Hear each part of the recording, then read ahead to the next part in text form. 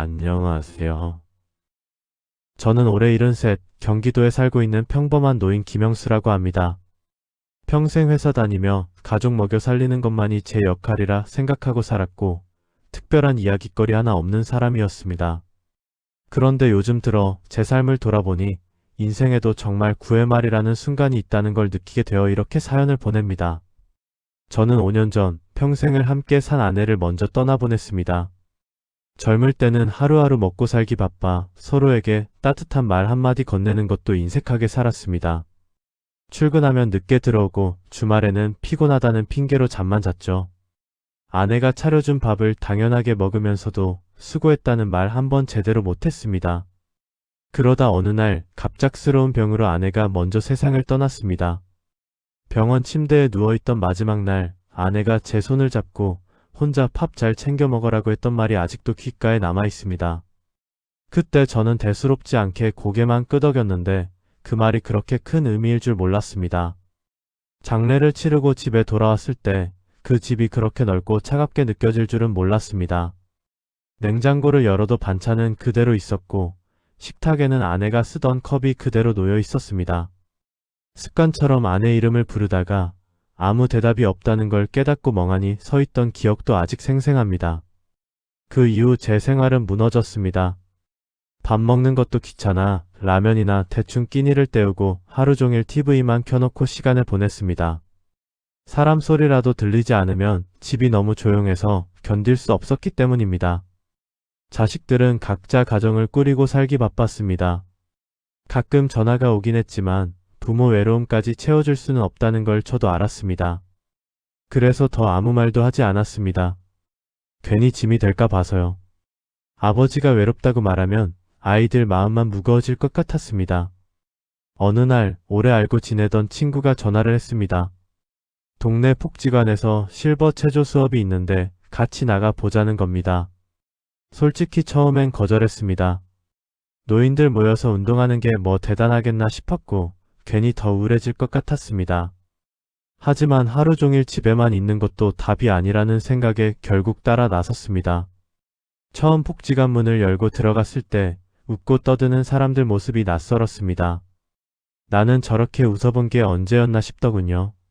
그곳에서 지금 제 삶을 바꿔놓은 한 사람을 만나게 되었습니다. 제 또래 여성분이었는데 웃을 때 눈이 먼저 웃는 사람이었습니다. 운동이 끝나고 우연히 옆자리에 앉게 되었고 자연스럽게 이야기를 나누게 됐습니다. 알고 보니 그분도 남편을 먼저 보내고 혼자 지낸 지 3년이 되었다고 했습니다. 서로 비슷한 처지라 그런지 이야기가 술술 이어졌습니다. 오늘 허리가 아프다, 병원 갔다 왔다, 손주가 다녀갔다 같은 소소한 이야기들이었습니다. 처음에는 그냥 수업 끝나고 커피 한 잔 마시는 정도였는데 이상하게도 그 시간이 기다려졌습니다. 누군가와 마주 앉아 이야기를 나누는 게 이렇게 큰 위로가 될 줄 몰랐습니다. 어느 날 그분이 조용히 말했습니다. 집에 가면 말 한마디 할 사람이 없어서 TV만 보고 있어요. 그 말을 듣는데 제 이야기 같았습니다. 그날 우리는 처음으로 서로의 외로움을 솔직하게 털어놓았습니다. 나이 들어도 사람은 누군가와 이야기하고 웃고 싶다는 걸 그때 다시 느끼게 됐습니다. 그 후로 우리는 자연스럽게 함께 시간을 보내게 됐습니다. 시장도 같이 가고 공원도 걷고 병원 갈 때도 서로 챙겨주었습니다. 병원에서 진료 기다리며 나누는 별것 아닌 이야기가 그렇게 즐거울 수가 없었습니다. 주변에서는 수군거리는 사람도 있었습니다. 이 나이에 무슨 연애냐는 말도 들었습니다. 하지만 어느 순간 그런 말이 크게 중요하지 않게 되었습니다. 인생이 얼마 남지 않았는데 남 눈치만 보며 살 수는 없다는 생각이 들었기 때문입니다. 며칠 전 벤치에 앉아 쉬다가 그분이 말했습니다. 우리 남은 시간 그냥 친구로라도 같이 걸어요.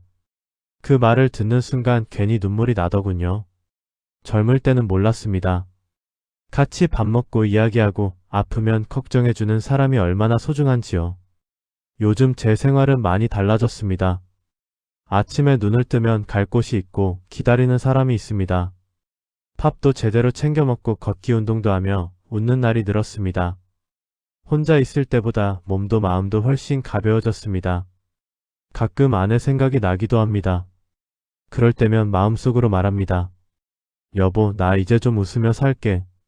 아내도 혼자 외롭게 지내는 것보다는 누군가와 함께 웃는 모습을 더 좋아했을 거라 생각합니다.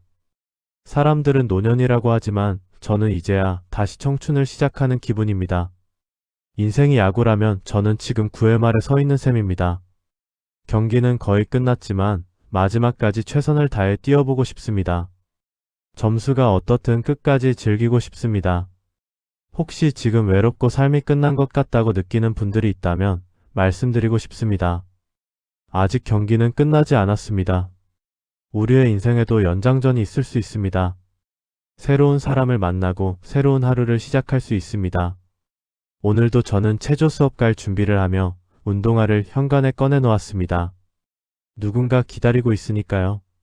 이 나이에 다시 설레는 마음을 느끼게 될 줄은 몰랐습니다. 청춘은 나이가 아니라 마음이라는 걸 늦게나마 알게 됐습니다.